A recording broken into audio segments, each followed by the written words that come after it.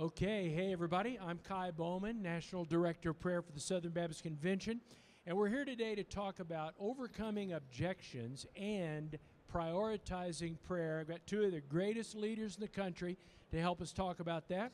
So we're going to get started by just introducing yourself. All right, that's the first time I've ever been described as one of the greatest leaders in the country. Boy, that bar's not very high, Kai.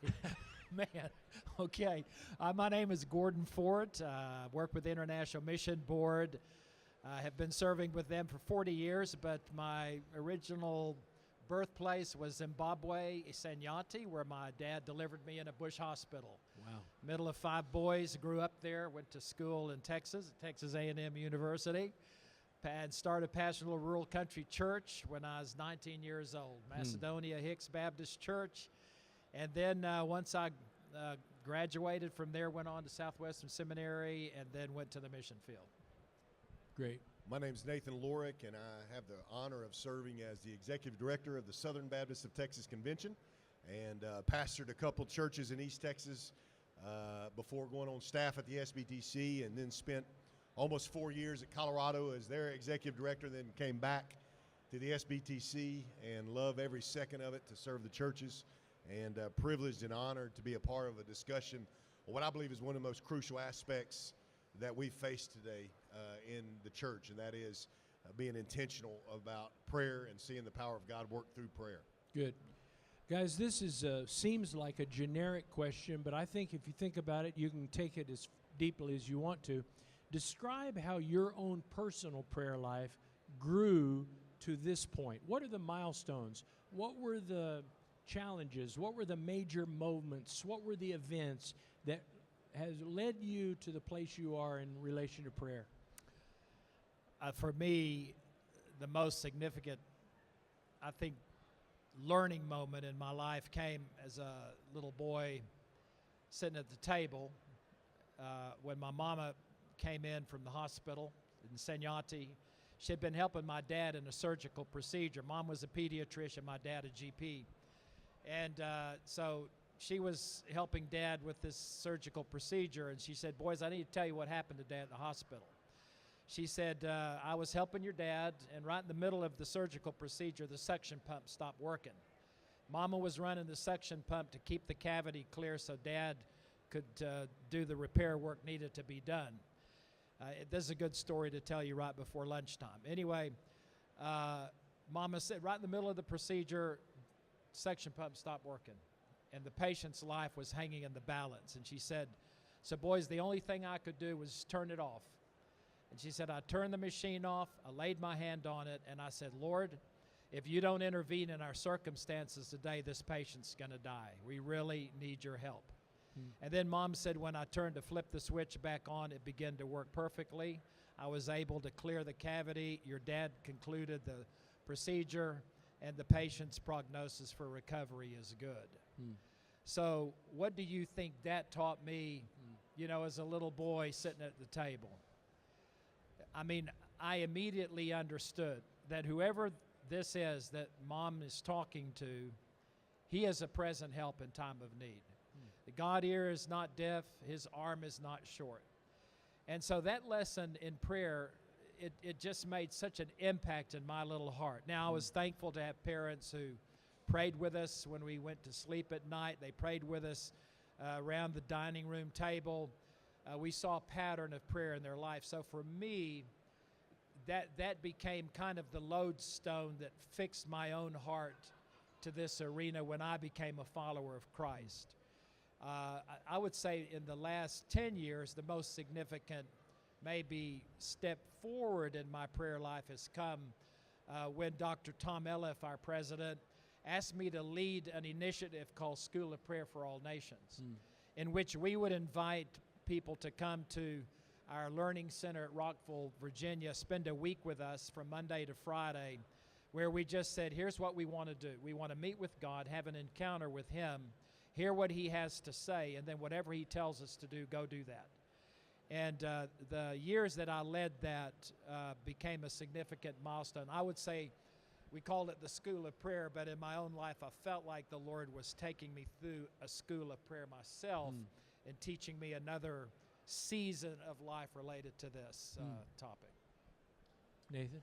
Well, I think the first time I began to understand the power of prayer, I grew up in the church. Both my grandfathers were pastors, and the way I say it is I gave my heart to Jesus when I was a kid, but it wasn't until I was 17 that I fully surrendered everything. And in that experience with the Lord when I was 17, the youth pastor at that church said, "I want to show you something." And he went and he took me in a room, and he said, "What do you see?" And I looked on the wall, and I said, "Man, I see a bunch of names." He said, "No, I want you to look closer." And all across that wall, my name was written. I thought it was a little weird at first. What kind of place is this? I said, "What is this?" And he said, "Man, a few months ago, we began challenging our students to name that one person that they think it's impossible to see walk with God, just the state of their life." And he said, "They identified you." And he actually said, "Nathan, I don't know what you did, but you seem to have ticked a lot of your friends off because your name's all over that wall." But he said, "Nathan, they identified you, and they've been praying for you. They've been begging God to do the impossible in your life, the person they think who it's impossible to see walk with God." And I began to go, man, there's something to that. God did something through these prayers of these teenagers. These are people whose names you'll never see on a stage, but man, they got behind the curtain of their prayer closet, and they got on their face and begged God for me. And so I knew there was something about the power of prayer because of the way God transformed my life. And so it's always been something that's been significant. When I pastored a church, things were going phenomenal. We were growing, all the things that pastors want to see as markers. But, man, I would lie in bed at night just thinking, I feel empty. Something's missing. And the Lord brought me to a place to say, I want you to lead your church in a prayer summit. And we engaged in a 2-week-long prayer summit, and God just radically transformed the heart, not necessarily the ministries, but the heart of the people of our church. And it was a real transformation moment for our life, our church. And from that point on, I said, man, I want to see God work through prayer. And even in Texas now, it is not just an emphasis, Dr. Bowman, it is a major emphasis for the churches of the SBTC. We are going to unapologetically be churches of prayer. For our network, we're going to unapologetically promote prayer no matter what the cost. I believe if we see the churches pray with fervency and passion, the way we saw the churches in the New Testament, the book of Acts, we may see movements of God like we saw in the book of Acts. And I'm convinced that the tool of prayer is one of those things that churches use as an accessory. But when it becomes a driving force, we experience the power and the presence of God in ways that we've not experienced before, and it's exciting. Something you said kind of leads me into the next area I want us to talk about. You guys are leaders, so this is something that I expect you to have insight into, and I want you to share your thoughts. People respect that. And let me start like this. Statistics show that people pray, most people pray, but not for long. They have little short prayers. And very few people are happy or confident about the quality of their prayer life. In fact, a Lifeway survey from 2022 showed that even 72% of pastors said they need help with the consistency of their prayer life. So, number one, why do people struggle with prayer? Number two, how do you maintain the consistency of your prayer life? What are the routines or commitments that you follow on a daily basis, on a regular basis, to maintain your consistency in prayer? So number one, why do people struggle with prayer? Number two, what do you do to maintain consistency? I'll start here. Yeah, I'm going to back up to what Nathan said, having pastored in Texas, and he's serving in Texas. The little country church I was pastor of, the senior deacon and his assistant deacon, they came forward. I was new. I was 19 years old. You heard I was born and raised in Africa, so I didn't know much about American church polity. And my first pastor was an African pastor. My first prayers were heard in Shona. So I was trying to learn to be a pastor. So they came forward to take up the offering. Mr. Touchstone, he'd been in the church, I don't know, probably 70 years. You know, he had grown up there, and he was the senior deacon. So I asked him, I said, Mr. Touchstone, would you lead us in a word of prayer for the offering? And what came out next was the most amazing, garbled, confusing bunch of words I'd ever heard. He threw a little King James in there, heavenly, fatherly, and mumble, blessed the gift as well as the giver, and said a few things, and then said amen. And I was, this was in the, behind the pulpit, what in the world was that? There's a young man on the front row named Donald. I was to have lunch with him after church, and he had tears streaming down his face, Nathan. And so I didn't think the prayer was that bad, but we went to his house for lunch, and I said, Donald, I noticed you crying after Mr. Touchstone prayed. What was that about? He said, Brother Gordon, I've been going to this church my whole life. That's the first time I've ever heard Mr. Touchstone pray in public. And I'm like, he's a senior deacon? He's never prayed in public? A few Sundays later, I decided to give Mr. Touchstone a break, so I thought I'll take a risk with Mr. Stubbs. Now, Mr. Stubbs was married to Miss Bernice. Every church has Miss Bernice. Miss Bernice was church secretary, had been for, 30, 40 years. Miss Baptist everything, knew everything about tradition.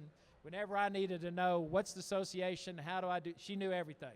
So I thought, let me ask Mr. Frank to pray. So Sunday morning I said, Mr. Frank, would you mind lead us in a word of prayer this morning? Mr. Frank didn't say a word. He looked at me, and then he looked straight over at Bernice. And then Miss Bernice stood up and started praying. See, Mr. Frank never prayed in public. All right, here's Miss Baptist everything, Mr. Senior Deacon, and they don't pray. So what's the condition of the other people in the church related to their prayer life? And Nathan, it's exactly what you were saying about the great need of the hour is to restore the doctrine and practice of prayer. And I believe this is one of the greatest hindrances, Kai, to people in their regular prayer life is, first of all, maybe they've never seen it modeled. And secondly, in their own life, they've never experienced the fellowship with God that leads us to commune with Him. And I think it leads us straight to John 15, to that abiding life. And I think for me, that's something that's really strongly burdened my heart. Coming from the International Mission Board and knowing that our WMU, part of their responsibility is to pray for our field missionaries, and they have sustained us through those prayers. They've been active in elevating prayer, but what a great need the hour has for the church to become a house of prayer, as you said, Nathan.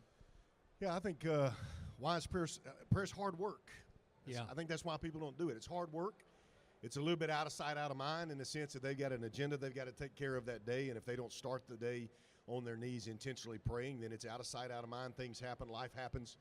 But it's hard work. We live in an instantaneous society where when we speak, we want somebody to speak back to us, and that's not often God's pattern, to speak back to us the moment we speak to Him. And so it takes a lot of discipline, takes a lot of hard work. Throughout my life and walk with God, there's been different patterns of how I do it. Probably the most recent that I've learned is 3 or 4 years ago. I was talking to Dr. Steve Gaines, and he told me about the process where he has these little bitty note cards, and he, almost like flashcards, he just prays through those things. That has been so tremendously helpful because as I'm praying through those things on a daily basis, as I'm flipping those cards, when God answers a prayer, I can take that card out and put something else in. But it is an incredible tool just to be able to, once again, see those cards every day as you're flipping through them. But prayer it's hard.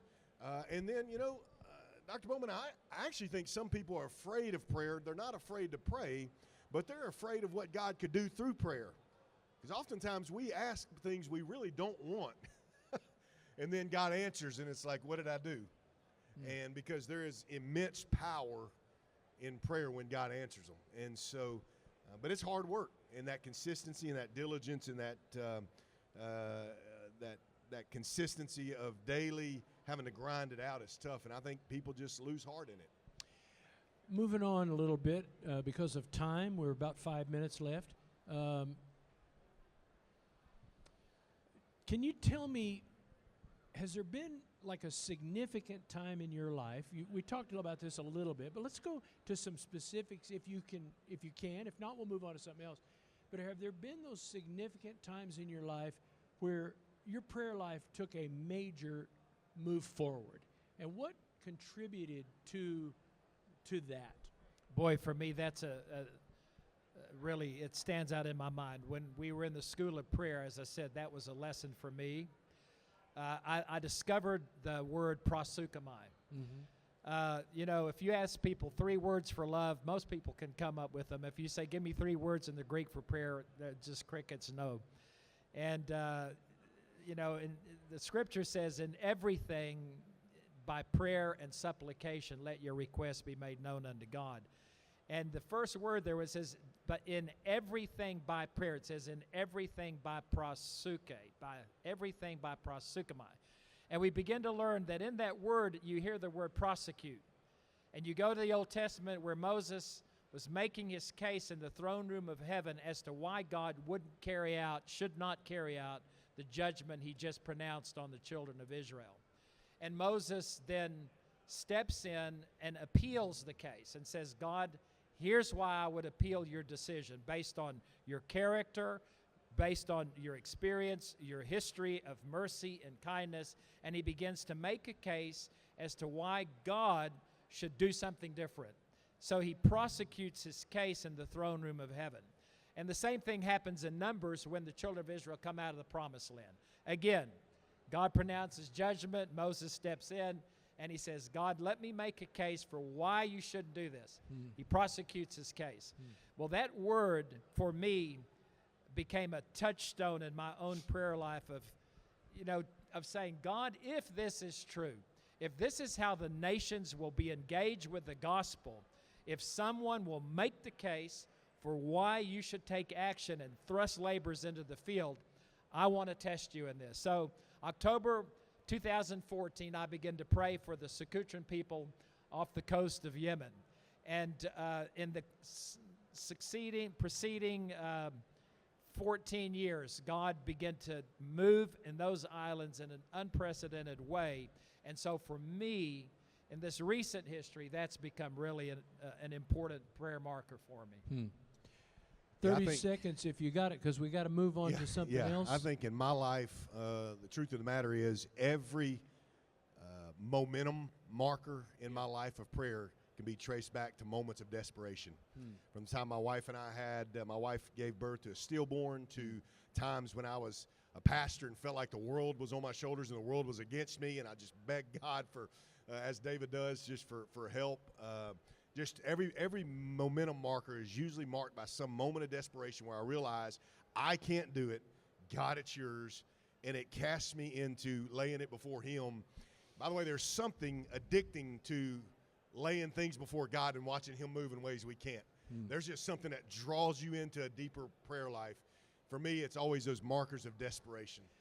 Can you guys list 2 or 3 resources, books, websites, sermons you've heard, whatever, that you could say to another generation of pastors and leaders, these are the things you need to be aware of to help your prayer life grow? Jump in that one, because I know, yeah. Yeah, there's 2 or 3 I would say. Obviously, I know it was said earlier, but Fresh Wind, Fresh Fire, it's not necessarily about prayer, but it's about the power of prayer. Yeah. There's another book that a lot of people may not know about. It's called With Christ in the Classroom of Prayer, or the Intercessory, I believe, by Andrew Murray. And that's a great book. E.M. Bounds, Circle Maker. These are books that are really, they're practical helps of how do you really engage. But I love the With Christ in the Classroom of Prayer by Andrew Murray. Got 1 minute left. I got another question. So resources. Okay, resources. The more current one with Dr. Ronnie Floyd and Dr. Steve Gain have both written excellent books on this topic, and they've been very helpful to me. Yeah. Great. Final question. We got 40 seconds, so 20 seconds each. If you had one piece of advice that you could share to a young leader who's struggling in prayer to develop and maintain his prayer life, what is that one piece of advice? 10 seconds. I'd say test the Lord, and what I mean by that is you do something and you pray about it and watch what God does versus when you don't pray about it and watch what God does. And just really intentionally lean in and say, God, I'm gonna put this before you. Watch what God does, and then when you don't pray about it, watch what the absence sometimes of the power of God in that situation. And I promise you, you'll become a prayer warrior who's intentional and chasing after the heart of God. Good. I'd say make a daily request, Lord, teach me to pray. And then wake up and get to it. The abiding life and the Spirit-filled life are essential in this arena. Appreciate you guys so much. This has been great. Wish we had another hour. Thank you all very much. Good Thanks, job. Scott. Appreciate Thank you. it. Appreciate it. God bless.